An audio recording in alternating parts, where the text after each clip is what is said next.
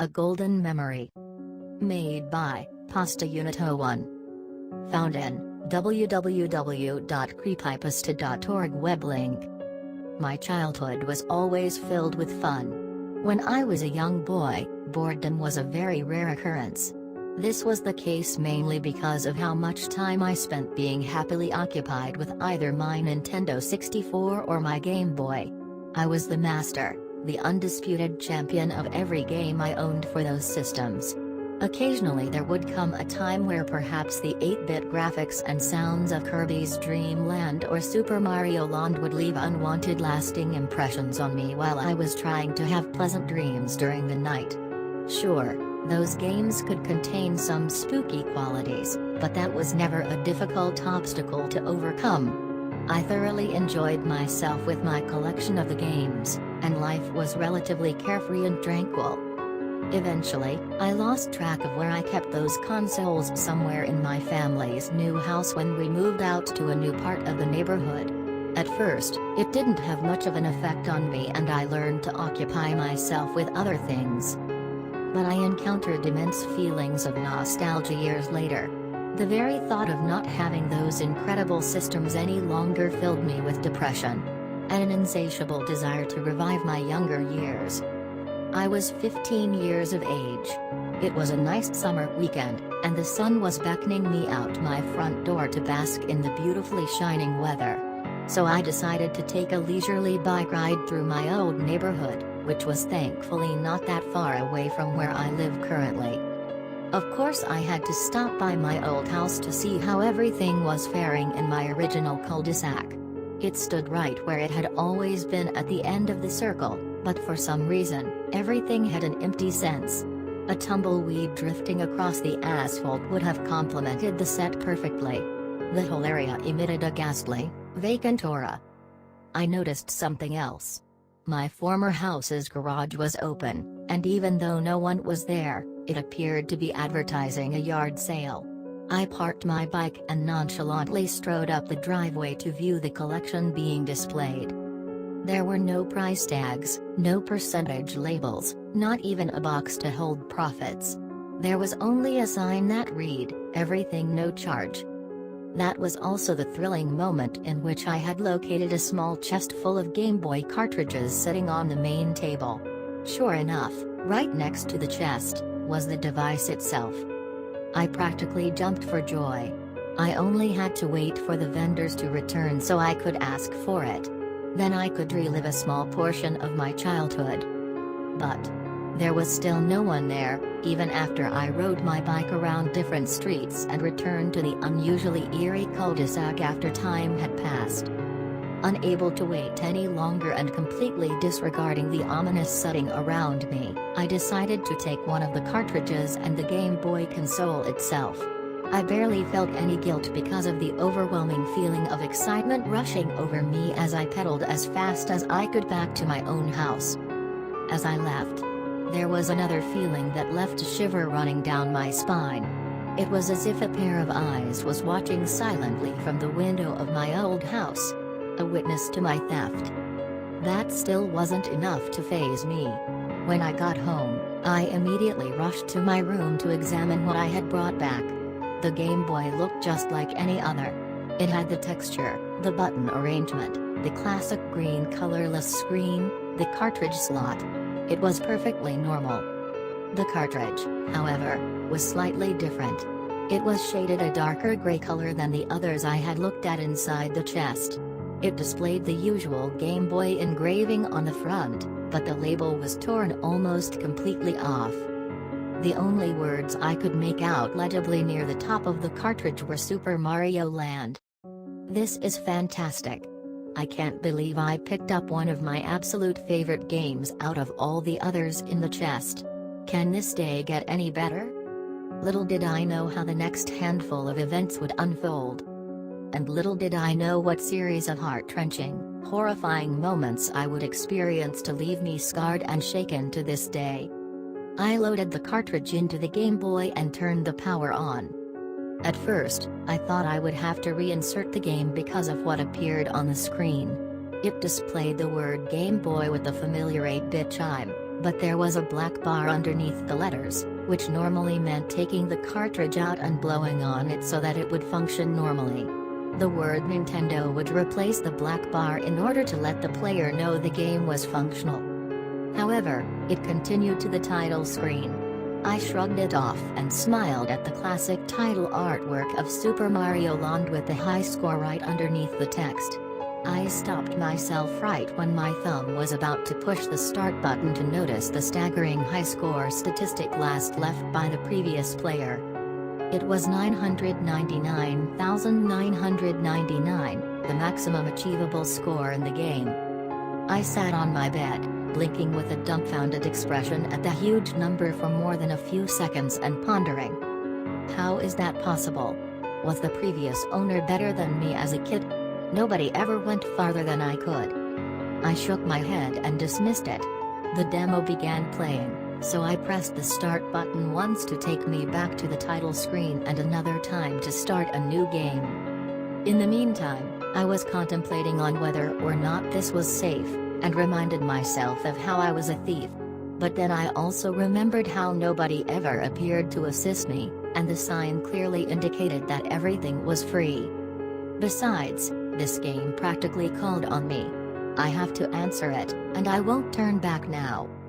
I engaged my concentration and focus as I controlled the Mario sprite when I entered the beginning stage, expertly weaving in and out of every Goomba, Piranha Plant and Koopa that dared to stand in my path.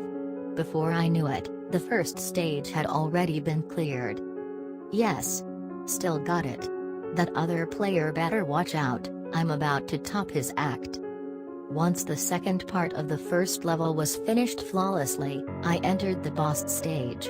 To speed the process up towards arriving at the enemy's lair, I punched through a block at the very top and walked above all other obstacles harmlessly on a long stretch of blocks.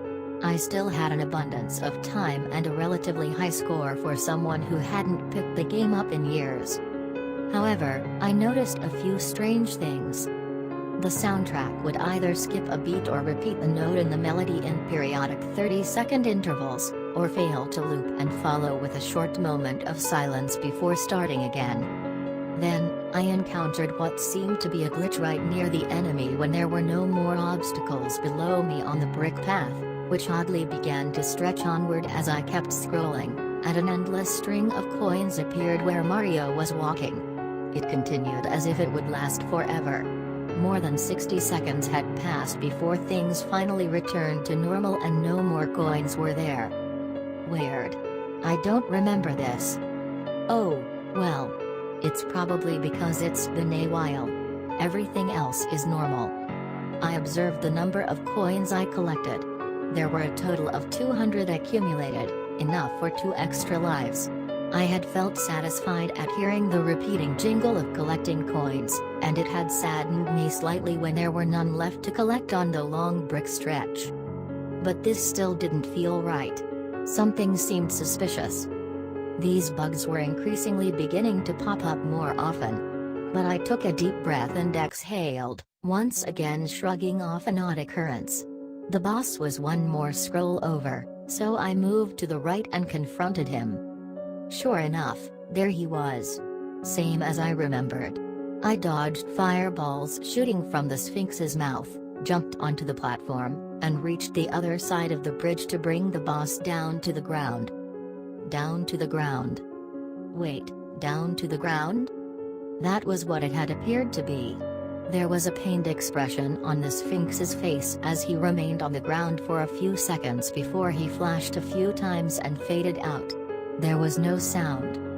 Was this supposed to happen? Normally he was supposed to disappear in an explosion-like animation. As Mario entered the next room, the text appeared across the screen as he stood in front of the counterfeit prince's speech. But it was not the familiar expression of gratitude. The text read, "Thank you, Jack."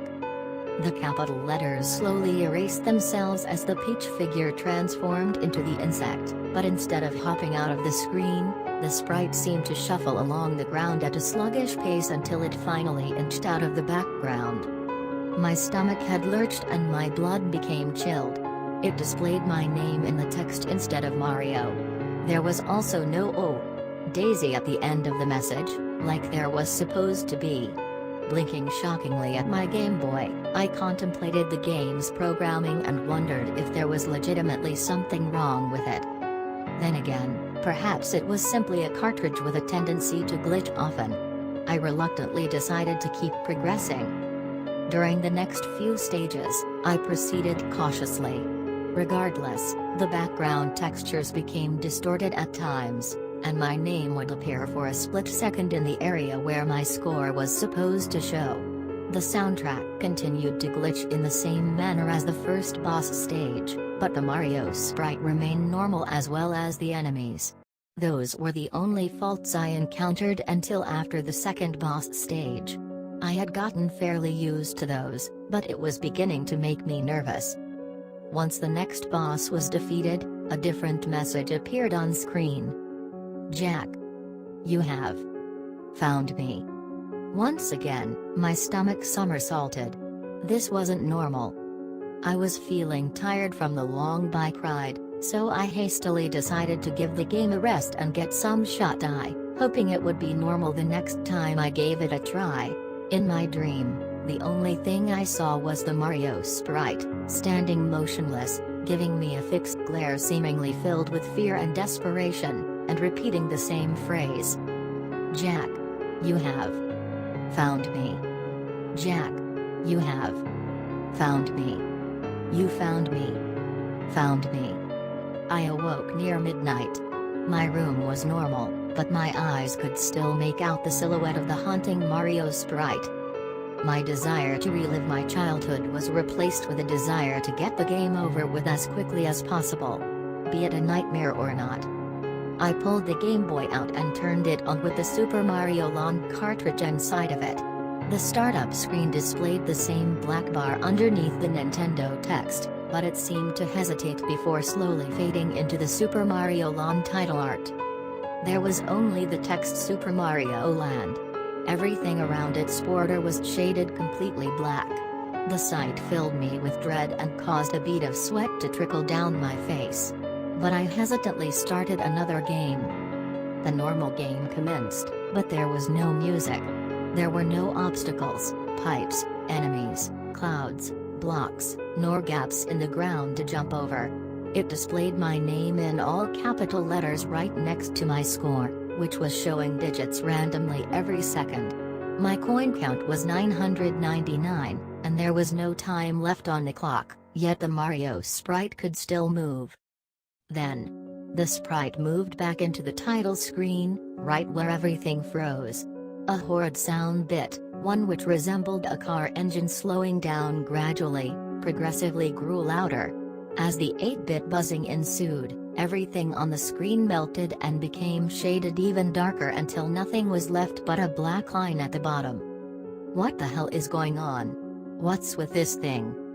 My heart pounded rapidly like a timpani, and my pupils shrank in terror as they saw a new shape morph onto the Game Boy. It seemed to form a message similar to the text on the Super Mario Land title screen, but instead it read something quite frightening. Remember me? It flashed in different shades of white and gray, and then the press start text appeared directly underneath it. As my trembling thumb hit the start button, an extremely loud and high-pitched warble echoed from the Game Boy speakers. I flinched and covered one ear. In the next second, the game did something shocking. The actual programming shifted over, and the game file select screen for Super Mario Land 2 was being displayed. I rubbed my eyes and looked at the screen again. Sure enough, there was the new Mario sprite, slowly sliding through the pipe at the top and onto the pipes at the bottom of the screen, which represented which file number to choose and how much progress was made. I tried pressing the D-pad, shaking violently and breaking out into more of a sweat, but the sprite would not move. Instead, it turned to look directly at me. A static noise was heard in the background, and it grew louder as the sprite kept staring me down intensely. My heart almost stopped. In the next screen, a sinister bass line was blasting through the speakers. The background was completely black. An image was very slowly fading into view. It was a detailed 8-bit picture of Mario's head, severed from his body and bleeding from the eyes as he gave me a motionless gaze. The speakers seemed to form audible words from the immense static. "Get to the house. Oh. Daisy. Oh. Daisy. You must hurry." I had no idea what I had gotten myself into. I don't know what ridiculous idea went through my mind to take a Game Boy along with a cartridge such as this one, which seemed as if it were trying to talk to me from the game itself, from such a spooky location. I cursed myself for not walking away from it all when I should have. The name which was used in the game, Jack, must have been the name of its previous owner. I shook my head violently and choked back a petrified sob, adamantly denying the fact that the game could have been a satanic lure out with a sole purpose to kill me. But it was still possible. Fraught with emotions and with 1,000 things flying through my brain at once, I still tenaciously clung to the idea that the previous owner of this hellish piece of plastic might have coincidentally had the same name as me. And I had found it. It re-emphasized periodically that I had found it. Damn right I had, whatever it was, and I was also one step away from destroying it. But even though I felt I was on the verge of succumbing to a heart attack, I knew I had to get this over with as soon as I could. I wiped my face with a trembling arm, took a deep breath, and looked at the screen. I once again pressed the start button. Immediately, I was transferred out of the demonic image. The static stopped and was replaced with a new soundtrack. It took me a few moments to recognize it, but it was the graveyard theme to Super Mario Land 2 played in reverse. Mario's sprite appeared in a dark cave, but it didn't look like the same sprite at first sight. He had acquired old age, his suit and overalls were white, and his expression looked quite exhausted. When I pressed left and right on the D-pad, Mario had sort of an odd, awkward stride that did not look similar in any way to how he ran in either of the Super Mario Land games. His appearance was downright sickening. The counters on the screen were also, as expected, very screwed up. I had no lives left, but the time began counting into negative seconds and continued doing so throughout the mysterious level. The coin counter was, to my horror, set at 666. There was no score counter, only my name spelled in all capital letters at the corner of the screen. I was forced to disregard these statistics. I went to the right and progressed very deeply into the cave with the haunting reversed music accompanying my every step. There were no enemies. But there were numerous dead ends and warp pipes, eventually causing me to realize it resembled a labyrinth. I also noticed that every time I entered a warp pipe to enter into another screen, the same image of Mario's severed 8-bit head would appear in the transition, making matters much harder for me to deal with. Please let this go faster. Please make this hell go away. I never wanted this. I wiped a tear of despair out of my eye and went further inside the cave level. At this time, I had made considerable progress. It was also at the same moment a dialog box appeared, typing a message in all capital letters. "Jack, you don't have much time." I looked at the clock, and it had just reached past -400. I hurried my pace, my heart beating at a furious rate as cold-blooded adrenaline coursed through my veins. In the meantime, something else began appearing in my path, giant body bags. Apparently, they were collected in the same manner as coins in the normal game were collected. It had the same chime and positive flashing once Mario touched it. As difficult as it was for me to keep moving, the more body bags I collected, the more time was added to the counter, making things slightly less stressful for me as I journeyed through the depths of the hellhole. Right before the clock reached -666, I had reached the goal. But Mario walked straight out through the exit without the game-clearing soundtrack playing. I had no time to register that as another terrifying glitch as I was thrown into the world map. The same counters as the ones in the cave were shown on the screen, and the same reversed theme was playing.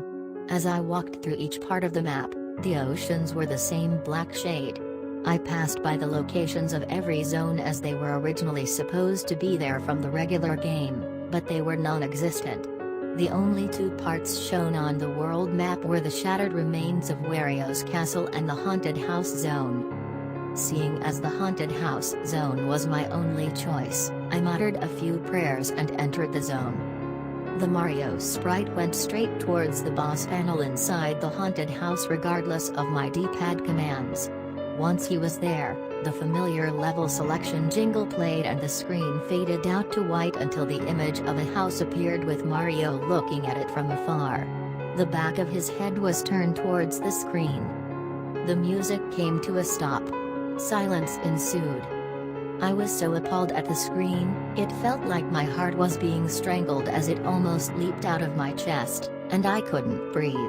I was stricken. A dialogue box appeared right below the house. You have returned, Jack. The house was a picture of my old home. And I also realized the cartridge's previous owner was me. The sky turned into a pitch-black blob as the dialogue box disappeared. A sinister laughing sound bit blasted through the Game Boy speakers as my old house burst into hellish flames, becoming completely engulfed as the surrounding area ignited violently into flames as well. Mario very slowly turned his head around until his body disappeared and the same severed head image appeared on the screen again. A wicked, sharp-toothed grin spread from between both his cheeks as warbled static was belched out full volume, belting my eardrums with satanic music. I turned the volume down and turned the power button off with a petrified, weakened scream, but Mario's face still smiled demonically through the screen directly at me. Unable to look at it any longer, I hunched over into my mattress as my body heaved with wailing, filled with remorse, anger, depression, fear, sadness, almost every negative emotion possible. Tears streamed down my face as I saw in my mind the never-ending image of my old house bursting into a gigantic firestorm. My heart still felt as if it was being strangled, my head aching miserably and being tormented with the static laughter of the damned console. After a few more moments of violent mourning passed, I heard my mother and father yell my name from downstairs. Jack, come down here, there's something important we need you to see. I already knew what I had to do. I threw on a change of clothes as fast as physically possible, took the Game Boy with the cartridge still lodged inside to place in my pocket, and raced down the steps into the house living room. My parents were solemnly staring at the television screen as it was showing a breaking news image of a house fire close to our neighborhood.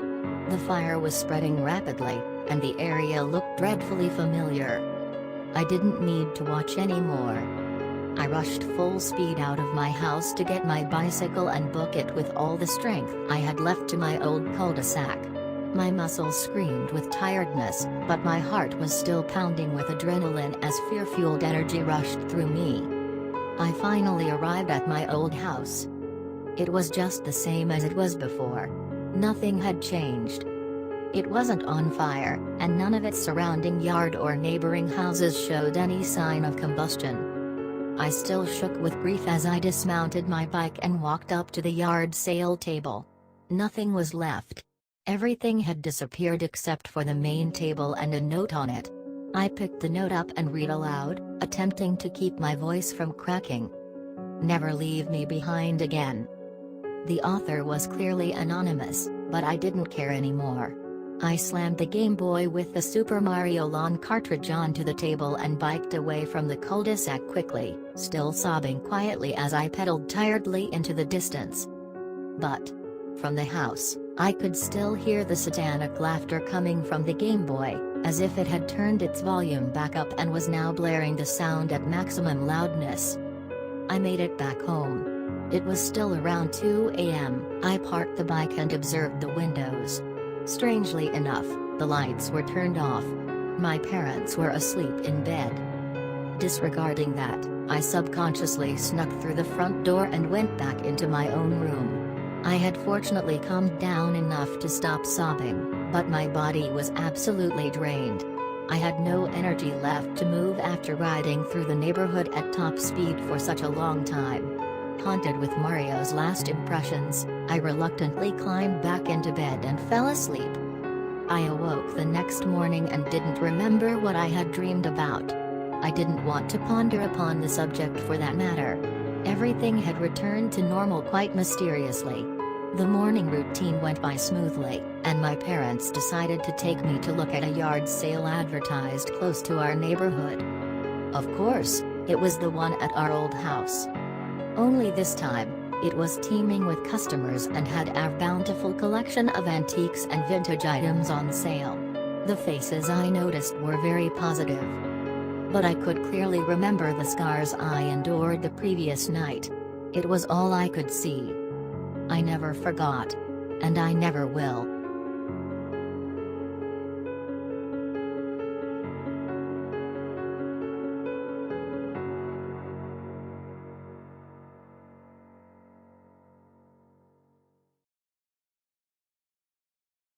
Guys wonder where I find these creepypasta stories? The link is in the description below. If you enjoy the video, please leave a like and subscribe. And as well share this video to your friends. Thank you.